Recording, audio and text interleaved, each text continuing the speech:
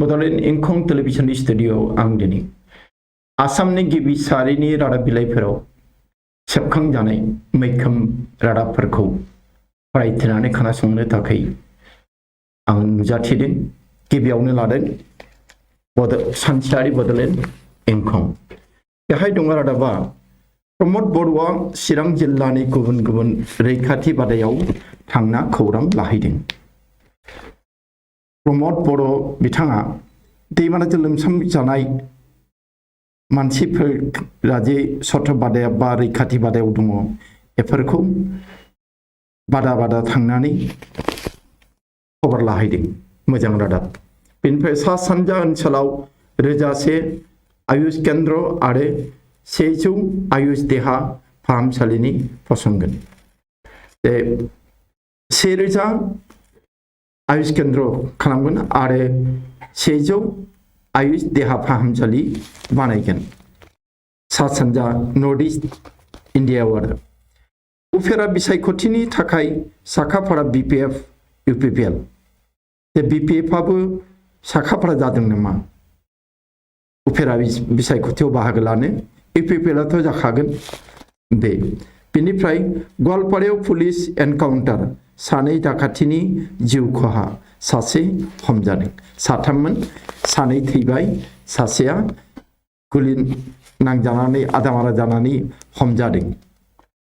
बेनिफ्राय BTCनि गाहाय मावफुंगिरि प्रमद बर'आ आसाम बिधान सभायाव थाङा। भुपेन बर'आ बे खोथाखौ बुंदों जे BTCनि गाहाय मावफुंगिरि प्रमद बर'आ फैगौ उफेरा बिसायख'थियाव इलेक्शन गेलेनानै बे MLA जानानै थाङा, बे खोथाखौ बुंदों। बेनिफ्राय मोनसे जाबाय मा, सनापुराव 7 कौटि रांनि हेर'इन हमदों। गोबां बिबांनि सना हेर'इन हमदों। बेनिफ्राय बड'लेण्डआव थानाय मुसलमानफोरा बर' मुसलमान महरै सिनायथि होनांगौ। रन्जित बसुमतारीया बुंदों बे बाथ्राखौ। मानो बिदि बुंदों, मा खालामनो नागिरदों, बेखौ रादाब बिलाइखौ फरायबा जों हमनो हागोन। बेनिफ्राय BTCनि गासै गं 200 सेल्फ हेल्प ग्रुपफोरनो 2 लाख रां होगोन होनना फोसावदों BTC सोरखारा। क'क्राझार जिल्ला एबसुआ मावथिफारिया जथुम लादों। बेनिफ्राय खेलानि रादाबाव दङ टकिअ पेरालिम्पिकआव भारतनि भाबिना बेना TTनि फाइनालाव, टेबल टेनिसनि फाइनालाव आरो भाबिना बेन पेटेल दा थांनाय हराव गेलेनानै बे सनानि मेडेलखौ मोनाखिसै, रुफाखौ मोनबाय आरो फाइनालाव गेलेनायनि थाखाय रानार्स आप जाबाय। बेनिफ्राय दिल्ली राजथावनिनि गाहाय बिगुमा जानो हायो गम्भीरा। बेनिफ्राय 3थि टेस्टआव इंलेन्डआ फेजेननो इनिंस फारागआव भारतखौ जाउन भारत इंलेन्ड 1-1 गाज्रि जेनदों 3थि गेलेनायाव। दा इनिंस मोनसे आरो 6 बेहाय जेनदों 76 रान मोनसे आरो मोनसे इनिंस। बेखिनियानोसै। बेनिफ्राय जों थांदिनि अग्रदूत होननाय रादाब बिलाइयाव। बेहाय दङ 2000 मेगावाट চাহিদার বিপরীতে উৎপাদন মাত্র 352 মেগাওয়াট। जोंनि नांगौ आसामाव बेसेबां 2000 मेगावाट, नाथाय दिहुनो 352 बेसेबां खम। उत्पादन বৃদ্ধির प्रस्ताव পেলোৱা হয়, ৰূপায়ণ কৰা নহয়। माव दिहुनथायखौ बांहोनो थाखाय थांखि लायो, नाथाय मावफुंनाय जाया। सिंनि जाहोना मा? सोरनिफ्रायबा बायनानै लाबोयोब्ला बै मानसिया लाब जागोन, बे आरो। बहिराज्য ব্যক্তিগত খণ্ডৰ পৰা ক্ৰয়ৰ অংক কি? কাৰ স্বাৰ্থত 6000 কৌটিৰ বিদ্যুৎ ক্ৰয়? सोरखौ उदै फेदेरदों, सोरनि जेबाखौ बुंहोदों जे 6000 कौटि टाकानि इलेक्ट्रिसिटी बायो आसामा नङाबा गावनो थोजासे दिहुननो हानाय बादि राज्যৰ বিৰোধী মহাজোঁটত কোন থাকিব নেবেলা অংক তিনি দিল बे महाजोट थांनाय आसामनि आयेन आफादनि जि बिसायख'थि बेहाय महाजोट दादोंमोन माखासे दोलोआ बेहाय BPF बो दंमोन कंग्रेस आरो AIUDF CPIM बेफोरो दा सा गारबाय कंग्रेसजों AIUDF जोंबो गावबाय BPF आबो गाबाय दा सोर थागोन बेखौ होनदों आरो बेनिफ्राय जाबाय सरसा निरंकुशता कन्ट्राक्टबादि ISK ISIS सानो नाथाय दा IS ल' बुंदों ISK इस्लामिक स्टेट्स खरासान प्रभिन्स बे दा बिसोरो ओरैबादि अननाय खाननाय गैयि ओरैबादि बर्बर बिसिनि बर्बरताखौ सावरायदों पानचिराव प्रवेश কৰিবলৈ सक्षम হোৱা নাই এজন तालिबान दा पानचिराव तालिबानफोरा हाबनो हायाखै बे खोथाया ओरैबो जादों जे पानचिरनि नेता आहमद मासुदजों सावरायदों तालिबाना काबुलत এইবাৰ रकेट आक्रमण दाखालि सुइसाइड बम्बार आरो मैया रकेट लान्चारजों बिरखं गाथोन खाथिनि गंसे न'आव हामला खालामदों आरो सानै थैदों गवालपारात आरक्षीरे संघर्षत निहत 2 डकाइत धरा परि गुलिबिद्ध एजन बेखौ जों इंखङावबो मोनखांबाय जे गवालपारायाव सानै डकाइत दा गावथार जादों आरो सासेया गुलि नांनानै हमजादों बिनि उनाव फैबाय जोङो नैबे गेजेर बिलायाव सोनाब दङ 37 राज्যৰ সৰ্বাধিক সংক্ৰমণ অতিমাৰীত আমেৰিকাত 400 শিশুৰ মৃত্যু দিনে নিশাই কৰ্তব্যৰত হৈছে চিকিৎসক নাৰ্ছ भारतनिख्रुइ बेसेबा गोजौ थाखोनि हादोर आमेरिका बेहायनो मा जादों जे 400 उन्दै गथ'फोर थैबाय आरो हर सान डाक्टर नार्सफ्रा जोथोन लागासिनो दं बेमारिफोरखौ आमेरिकात 7 दिनत 1.80 लाख शिशु हल कर'ना आक्राন্ত 7 दिनावनो 7 सानावनो आमेरिकायाव 1.80 लाख खुदियाफोर कर'नाजों साग्लोबजादों बेनिफ्राय पश्चिम बंगत 15 सेप्टेम्बरলৈকে तलाबन्धर म्याद बृद्धि बन्द থাকিব रेल ते वेस्ट बेंगलाव 15 सेप्टेम्बरसिम लकडाउना थागोन आरो रेलगारियाबो बन्द थागोन उत्तर प्रदेशत देशर भितरते सर्वाधिक टीकाकरण एदिনত 30 लाखक दिले प्रतिषेधक भारतनि मादाव सबसे बांसिन सानसेयावनो बांसिन टीका होनाय भेक्सिन होनाय हादरसाया जाबाय राज्योआ जाबाय उत्तर प्रदेश बे सानसेयावनो 30 लाख टीका होदों भेक्सिन होदों कौतुक शिल्पीर पाছত लोकसंगीत गायक हत्या तालिबानार दोननाय नंला खोमा रिंगु दामसाफोरखौ आगोलाव गावथारबाय सासे कमेडियानखौ मैया गावथारबाय सासे लोकगीत गा मेथाइ रोजाबगिरिखौ रासियार পৰা 70,000 AK-103 राइफल क्रय करिब भारते भारतआ रासियानिफ्राय हाथियार बायगोन हाथियारनि मुङा 103 राइफल आरो अनजिमाया जाबाय 70,000 सरकार मिथ्या उन्मोचित करक देशर बुद्धिजीवी आह्वान न्यायाधीश चंद्रचूड़ सरकार मिथ्या उन्मोचित करक देशर बुद्धिजीवी आह्वान न्यायाधीश चंद्रचूड़ बे चंद्रचूड़ होननाया सुप्रीम कोर्टनि सासे बिजितगिरि आरो बिथाङा बुंदों जे दा जोङो सैथोखौ खोब खमैसो मोननो थांसै रादाब बिलाइफोर रेडिअफोर टिभिफोर नंखायखौनो फोसावो नंखाय रादाबसो फोसावो दा सैथो मोननो हालिया दा सैथो मोननो थाखाय जोङो नाजानांगोन आरो बिथाङा बुंदों जे जोंनि सरकाराबो मिरु सरकारानो जों राज्यो सरकारानो बुं जे मा नंखाय रादाब फोसावो बेनिफ्राय जाबाय मा महाराष्ट्र सरकार प्रश्न आन्नार पानसाला खुलिबो पारि जुदि मन्दिर नुवारि किय अन्ना हाजारिया महाराष्ट्रनि सरकारनाव सोंदों जुदि जौ लोंग्रा दखानखौ खुलिनो हायोब्ला होमबा मन्दिरखौ मानो खुलिनो हाया नंगौथ' आरो बेनिफ्राय बिश्वर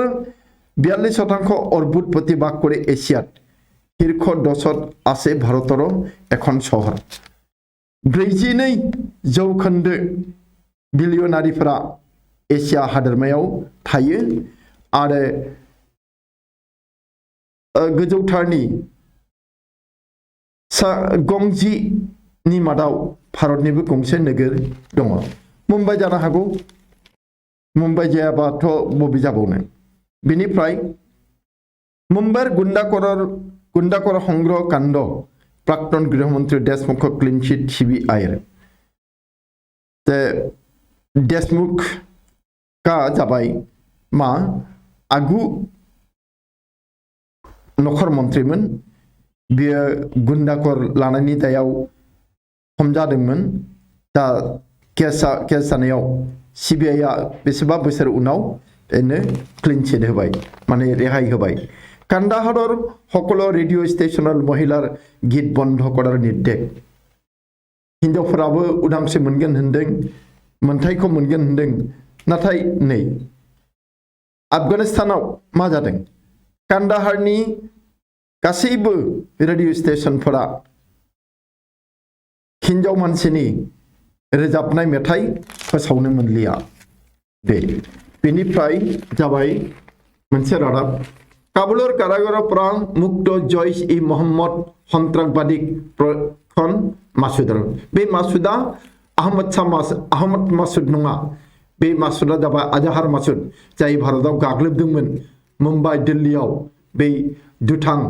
आजाहार मासुद बियो दा थिउरियाफोरखौ ट्रेनिं होगासिनो दङ जैश इ मोहम्मद तालिबान गासैखौ बेनिफ्राय ग्रन्थ लिखि दक्षिण आफ्रिकात बटा लाभ अखमर शिखुर सासे आइजो हिन्जावसा 10 बोसोरनिल' बियो आफ्रिकायाव खोला आफ्रिकायाव लेखा लिरनानै बान्था मोननो हादों गथ'नि नामखौ नोंथांमोना रादाब बिलाइखौ बुथुमनानै फरायबा मोनगोन आरो जे जोंहा सम गैया बेखायनो फरायजोबला बेनिफ्राय टेबुल टेनिसत भाबिना बेनर रूप टकिअ पेरालिम्पिक गेलेनायाव भाबिना बेना चेम्पियन जानो हायाखिसै रानार्स जाबाय आरो बेनि थाखाय रुपानि मेडेल मोनबाय बेखिनियानोसै अग्रदूतनिफ्राय जों दाना थांदिनि गुबुन गांसे रादाब बिलाइयाव बे जाबाय आमार अखम बे आमार अखमाव दङ रकेट आक्रमणत कपि उठिल काबुल बिमान बन्दर दाखालि जुदि गावखौनो फोथैग्रा सुइसाइड बम्बारआ बमा होनानै बेसेबा मानसि बुथारदों 180 निबो बारा मानसि बुथारदों आरो मैया रकेट हमला खालामदों मेन काबुल बिरखं गाथोनथाराव हायाखै शेरनि न' गंसेयाव होदों सरकार बेर्थ हठात हरब बिजेपिर 2 ज्येष्ठ नेता बिजेपिनि सानै बैसो जानाय दैदेनगिरिफोरा आसामनि बिजेपि सरकारा उथ्रिसारनो हायाखै होननानै अजद खालामदों बिथांमोना जाबाय राजेन गहाय आरो रमेन डेका बेनिफ्राय मोनसे दिउंब्रा हत्यालीलार सीबीआई तदন্ত दाबि गुजरिसे गार्लसाया दा डिमा हासावनि चिफ एक्जिकिउटिव मेम्बार दाखालि जे गंबा ट्राक सावनानै आरो ड्राइभारफोरखौ बुथारदों गारिनि मानसिफोरखौ साबा बुथारदों बे जायगाया जाबाय दिउंब्रा बे दिउंब्रायाव फुथारनाय मानसि फुथारनाय ट्राक सावनाय बिनि सायाव सिबिआइ तदन्त दाबि खालामदों गार्लसाया बेनिफ्राय जाबाय मा अखिलर ममताबाद दिल्ली बिजुसेरी बैठक अखिला ममताबाद खौ लादों ममता बेनार्जीखौ बाख्नायदों आरो बिनि हानजाजों गोरोब नागिरदों नाथाय दिल्लीयाव थांनानै मा जाखो आसामनि मन्त्रि पीयूष हाजरिकाजोंसो लोगो हमलायदों सावरायलायदों माबा खोथा बुंनो रोंला बेनिफ्राय बाइक दाब्रायग्रा सानैनि रादाब डिवाइडर प्रचंड गतिरि खुन्दा महानगरी प्राण गल 2 बाइक आरोही गुवाहाटी महानगराव सानै सेंग्राया बाइक सालायलांदोंमोन जोबोद गोख्रै सालायलांनायाव बोरैबा कन्ट्रल खालामनो हायाखिसै डिवाइडाराव सौदावनानै सानैबो थैयो बेनिफ्राय होनदोंमा हेलिकप्टारेरै हिलिगुरित नामि ममता प्रत्याह्बान हिमन्त आसामनि गिबि मन्त्रि हिमन्त बिश्व शर्माया माबा जाहोनाव हेलिकप्टारजों सिलिगुरियाव थाङो आरो बेहाय हेलिकप्टारनिफ्राय ओंखारनानै बियो ममता बेनार्जीखौ चेलेन्ज खालामो माबायदि रादाबखौ फरायबासो मिथिसिगोन बेनिफ्राय जाबाय मा खनापुरर सैगत धृत ड्राग हरबारागारि प्राय 1.5 किलोग्राम हेर'इन जब्द सनापुराव आरोबाव मैयाबो ड्राग हमनो मोनबावबाय 1.5 किलोग्राम सेरसे आधा केजि 1.5 केजि आरो दा सनापुराव हमनो मोनबाय थादों बेनिफ्राय जाबाय मा एकेनिखाय दुटाकै एनकाउन्टार निहत 2 जे हरसेयावनो मोननै एनकाउन्टार जादों गवालपारायाव आरो बे डाकाइत सानै थैनाया सासेया जखम जादों बेनिफ्राय मोनसे रादाब जे बिसिया फिसायखौ फुथारनो मानसि लगायनाय थाखा होनानै मालायजों गोसोथोलायो बे त्रिभुवन हत्यार सुपारि दिसिल पत्नीयै त्रिभुवनखौ फुथारनो थाखाय बिनि बिसि त्रिभुवननि बिसियानो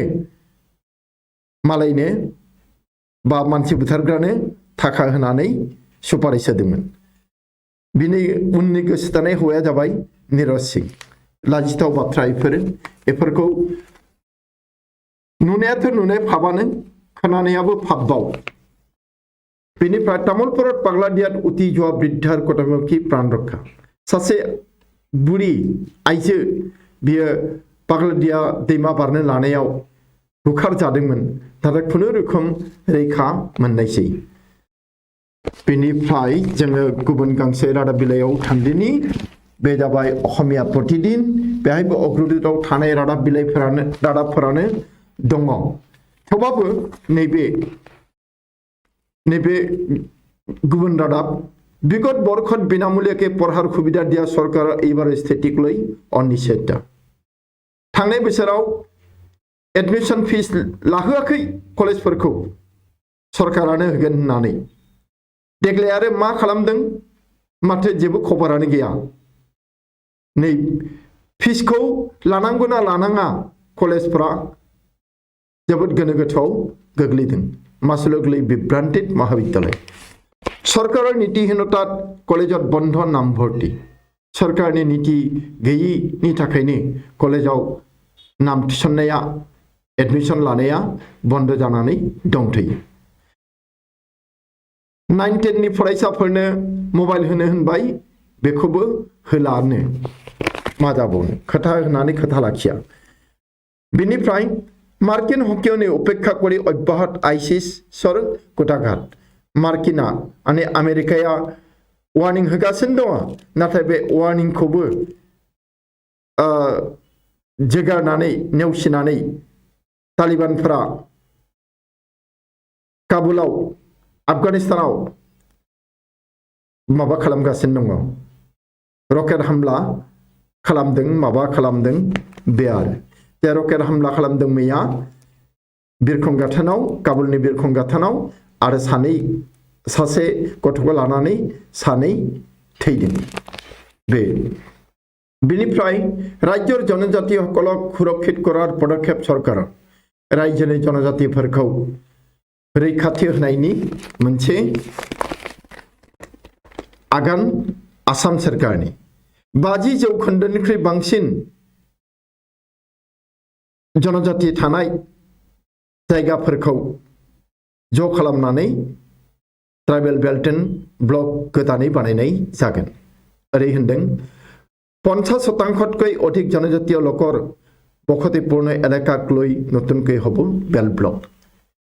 50% बांसिन थानांगोन जनजातिया गोबां जायगायावनो गैला आरो बहा बेल्ट एन्ड ब्लक खालामबावनो सिलिगुरित अलक घोषर परियालक समवेदना साংবাদিকক मुख्यमंत्रीया कले गिबि मन्त्रिया जोंनि आसामनि गिबि मन्त्रि हिमन्त बिश्व शर्मा सिलिगुरियाव हेलिकप्टारजों थांदों मानो थांदों এই বিজেপিनि सोरबा मानसि खैफोदाव गोग्लैनाय अलक घोष बेनो दुखु फोरमायफानो थांदों ममता दीदी अखम त्रिपुरानि जिमानै जाबो बिजेपिर लाभ होबो आरो बहाय थांनानै हिमन्तआ बुंदों ममताया जेसेनो आसाम आरो त्रिपुरायाव थांगोन एसेनो बिजेपिया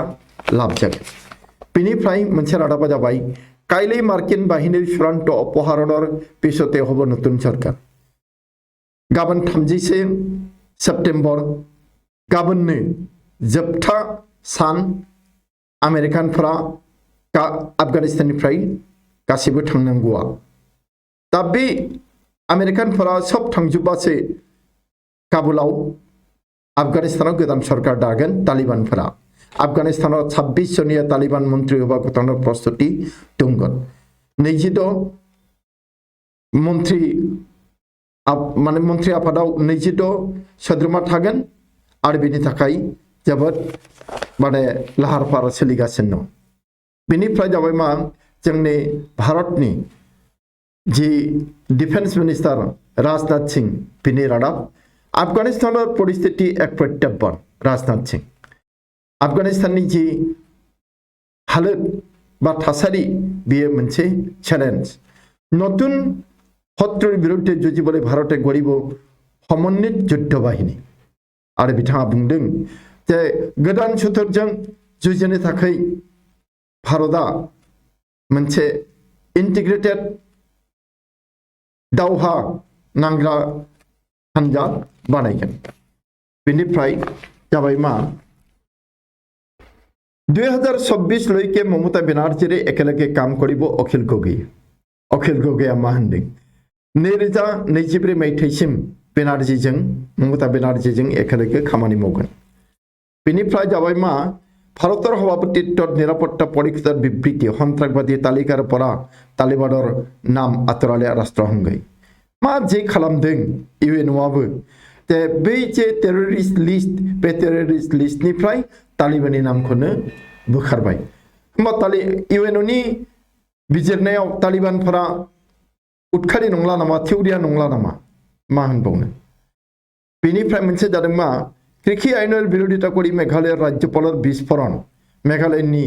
जी आबादारि मन्त्री मेघालयनि जी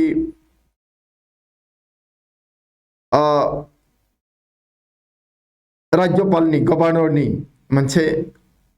बिराद बेफ्रुनाय बुंनाय बिथाङा बुंदों कृषक आंदोलन হৈ থাকিলে हारियाना राजस्थान उत्तर प्रदेशत पराजित হবে बिजेपि जुदि आबादारि सोमावसारनाया जाबाय थायोब्ला अब्ला हारियाना राजस्थान आरो उत्तर प्रदेशआव बिजेपिया जेनगोन बेनिफ्राय मोनसे रादाब दङ दुखुनांथाव रादाब बे दहायबो माबायाव जोङो फरायबाय थेवब्लाबो कान्दाहार रेडिअ टिभित निषिद्ध संगीत महिलार कण्ठस्वर मेथाइखौनो बन्द खालामबाय आरो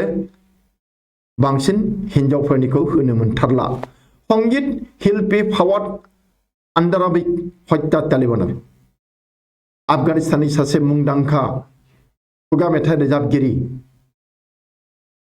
बिथाङा जाबाय फावाद आन्दाराबी बेखौ मैया तालिबाना गावथारबाय मा होनबावनो बेनिफ्राय 30 सेप्टेम्बरলৈকে भारतत बन्द থাকিব आन्तर्जातिक বিমান সেৱা 30 सेप्टेम्बरसिम भारताव इन्टारनेशनेल बिरखं उरायनायफोरा बिरखं थांलाय फैलाया बन्द थागोन बेनिफ्राय जाबाय मा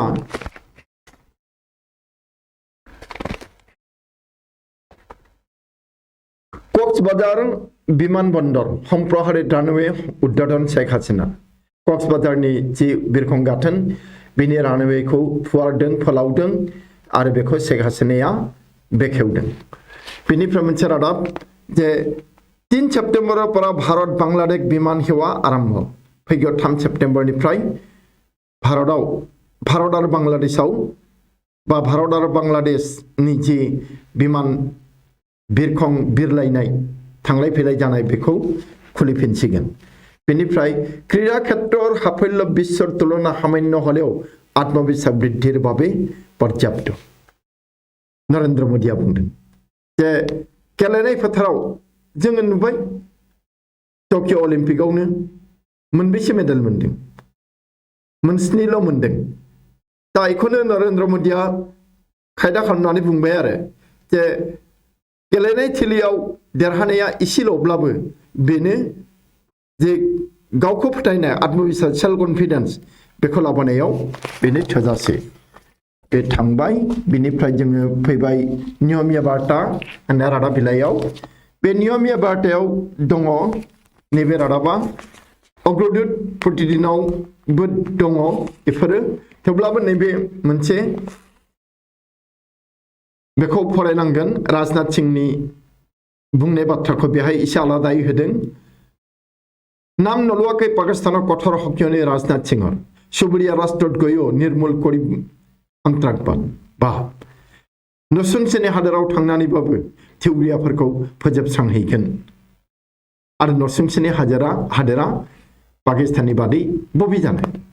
बे आरो बेनिफ्राय नैबे मोनसे रादाब ककायकर शिक्षागत प्रमाणपत्र अर्हतारे लाहौरीघाटर हेमन्तर साकरि सासे फंबाया बिदानि सोलोंथाइनि सार्टिफिकेटखौ लानानै आर्मियाव साख्रि मोनदोंमोन आरो दा हमजाबाय सिबाय दा सानैबो जेलाव थाहैनांबाय दुखुनि बाथ्रा। बेनिफ्राय रकेट आक्रमणत निहत 6 जन काबुलत मानव बोमा हत्या आमेरिकान हेनार रकेट गाग्लोबनायाव काबुलाव मा 6 जन थैदों। काबुलाव जायफोर मानव बोमा होग्रा बिसोरखौ आमेरिकाया बुथारबाय बाइडेन हतर्कबाणीर पाछते पुनर आईएसर आघात नोंथांमोना रादाब बिलाइखौ बुथुमनानै फरायबासो मोजाङै मोनथिनो हागोन। आं जि फरायलांबाय बेहाय गासिबो रोखा जाजोबा। आजारा लेखिका मनीषा शर्मा कलिकाता सन्मानित आजारानि सासे लिरगिरि आइजो लिरगिरि मनीषा शर्मा होननाय बे कलकातायाव मान मोनदों। बे जाबाय दानिया जों थांदिनि गांसे रादाब बांला रादाब जगसंख होननाय बेहाय दङ जायफोरा अग्रदूत आरो प्रतिदिनफोराव दङ बेखौबो एसे फरायफिननाय जागोन। अखमे ममता एले आसामे ममता एले बिजेपिर सुबिदा हिमन्त बिश्व शर्मा बुंदों आसामाव ममता बेनार्जी फैब्ला बिजेपियानो लाब जायो। बेनिफ्राय नैबे रादाब भारतेर क्षति करते तालिबानेर जन्म दायी पाकिस्तान दाबी प्राक्तन आफगान मन्त्री आफगानिस्ताननि आगु मन्त्री सासेया बुंदों जे भारतखौ खहा खालामनोनो तालिबाननि जोनोम आरो बिनि थाखाय दायनिगिरि पाकिस्तान मिथिनांगौ जों नंगौ पाकिस्ताना जे मा खालामदों बेखौ बयबो नुदोंब्लाबो खोनादोंब्लाबो बारा सोंखारियाखै भारतनि अनगायै बे थिग जायाखै। सदस्य भर्ती अभियानेर शुरुते समक कांग्रेस सुट 700 तृणमूली जे मेम्बारशिप ड्राइभ जादों तृणमूलाव आसामाव आरो बेहाय कांग्रेसनिफ्राय ओंखारनाय 700 मानसिफोरा तृणमूलाव हाबदों। 25 বছর পর ঘরে ফিরছেন দাঙ্গায় বাস্তুচ্যুত বিটিসির বড় আদিবাসীরা। बै जे सावथाल आरो बर'फोरनि गेजेराव मोनसे गोरोन्थि रादाबनि थाखाय गोरोन्थि बुजिलायनानै दांगाबाजि जादों बेहाय बादाफोरावनो सथ बादाफोरावनो थानांनाय रैखाथि बादाफोराव बिसोर दा गावबागाव न'आव थांफिननो लादों बर'आनो जा आदिबासीफोरानो जा बेनिफ्राय 5000 माद्रासा बन्द करलेन योगी आदित्यनाथ उत्तर प्रदेशनि गिबि मन्त्रि बियो यूपी आव उत्तर प्रदेशआव 1000 माद्रासा बन्द खालामनानै होबाय बेनिफ्राय मोनसे रादाब दंबावो जे टकियोते निसादेर रूपो एवं बिनोदेर ब्रन्ज फाबिना बेनाथ रूपानि मोनबाय टेबल टेनिसाव आरो निसाद होननाया लं जाम्पाव रूपा मोनदों आरो बिनोदा ब्रन्ज मोनदों बेनो रादाब बिनि उनाव जोङो असमिया खबर होननाय रादाब बिलाइयाव थांसै बेहाय दङ नैबे जे डीआईजी पार्थ हारतीर नेतृत्वत सनापुराव 7 कौटिर हेर'इन जब्द दैदेननाया सोर हेर'इनखौथ' हमदों सनापुराव हमबाय थादों मैयानि हमनायाव बेसे रांनि 7 कौटि रांनि हेर'इन हमदों आरो बे हानजाखौ दैदेनदोंमोन हमग्रा हानजाखौ दैदेनदोंमोन डीआईजी पार्थ सारथी नाम जाबाय इहा बेनिफ्राय नैबे रादाब नतुन तेजर आमदानी নহলে दल गतिशील करिब नोवारी मन्त्री अतुल बरा एजिपिनि मन्त्री अतुल बराया बुंदों जे गोदान थै फैयाब्ला दोलोखौ खारथैथि होनो हानाय नङा बेनो नंगौबो खोथाया गोदान मानसि नांगोन बेनिफ्राय राजनीति एराधरा अभयापुरी कांग्रेस एआईडिएफर गोपन बैठक बहाबा कांग्रेसजों एआईडिएफजों नांलायलायदों गावलायलायदों नाथाय बिजे माबायाव अभयापुरीयाव मोननैबो दोलोआ स्रोदै रायलायखुमादों मा बे राजखान्थियालाय बे जोब्बाय दानिया जों थांसै दैनिक जनमभूमि होननाय रादाब बिलाइयाव बे दैनिक जनमभूमि बेहाय दङ गुबुन रादाब एसे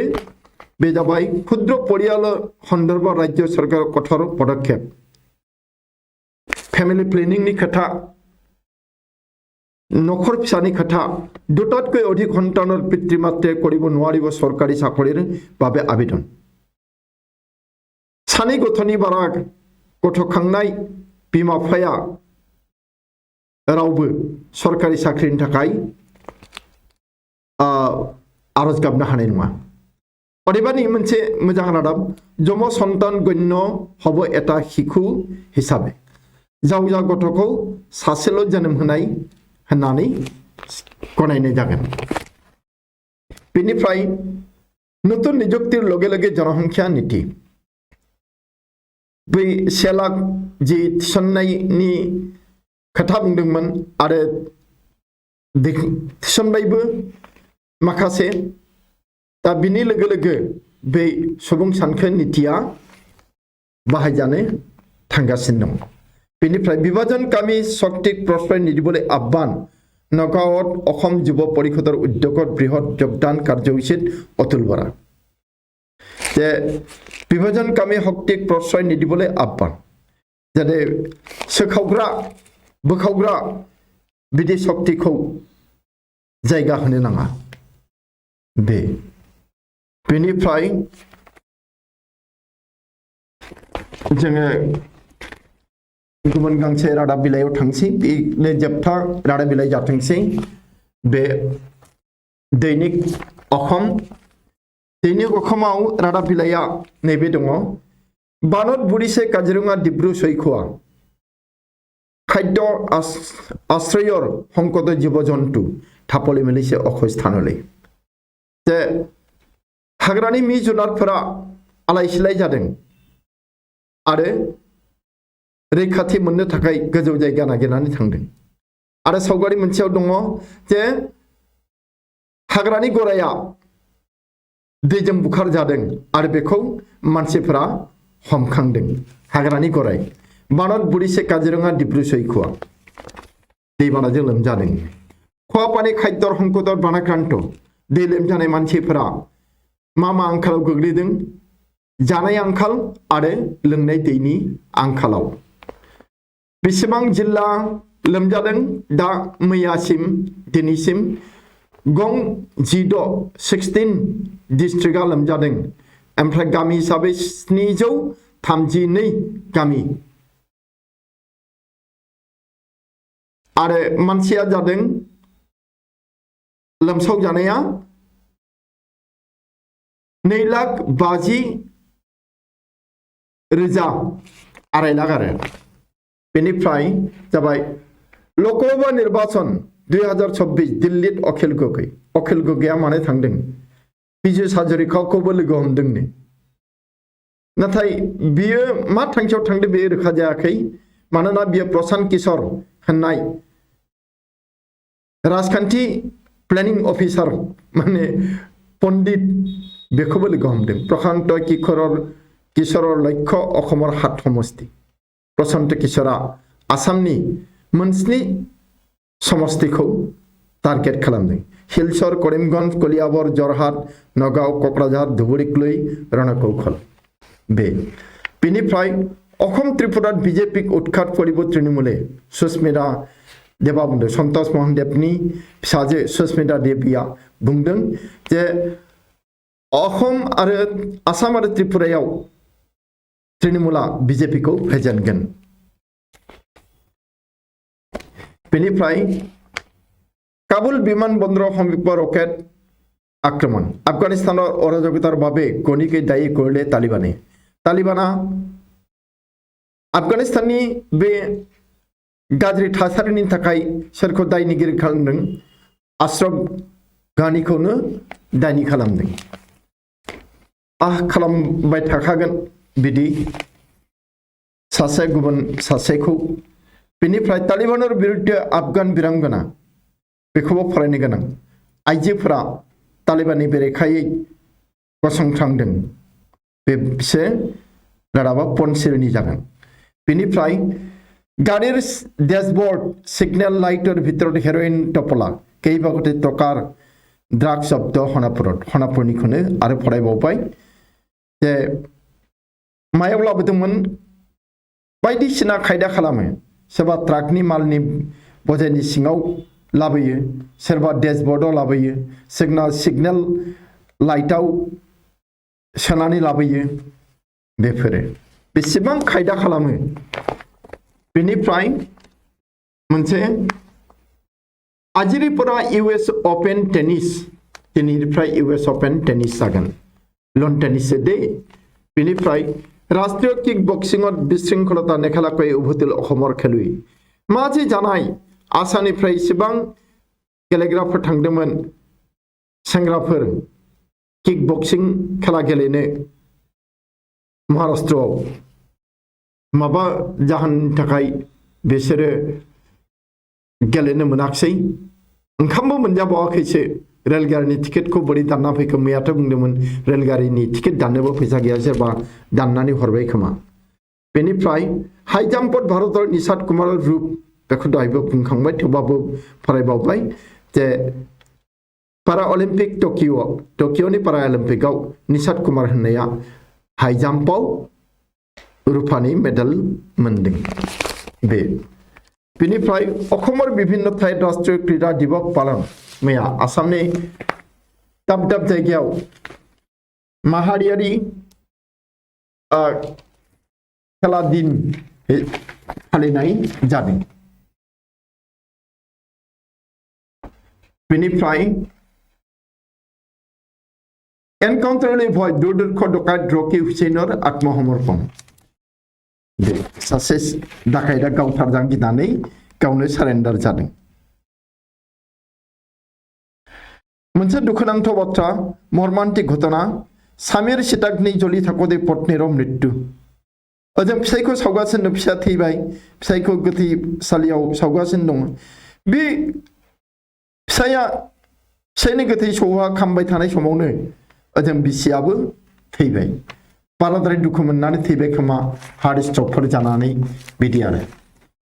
बेनिफ्राय राम कुमार कोविंदा बुंदों जोंनि हादोरगिरिया राम थकालेके अजित्या थाकिबै एसे गोमोथाव रादाब बियो जे जोङो समनि आंखालनि थाखाय बेखिनिखौल' फरायबाय आरो गोबां दंबावोमोन नोंथांमोना रादाब बिलाइखौ बुथुमनानै फरायदो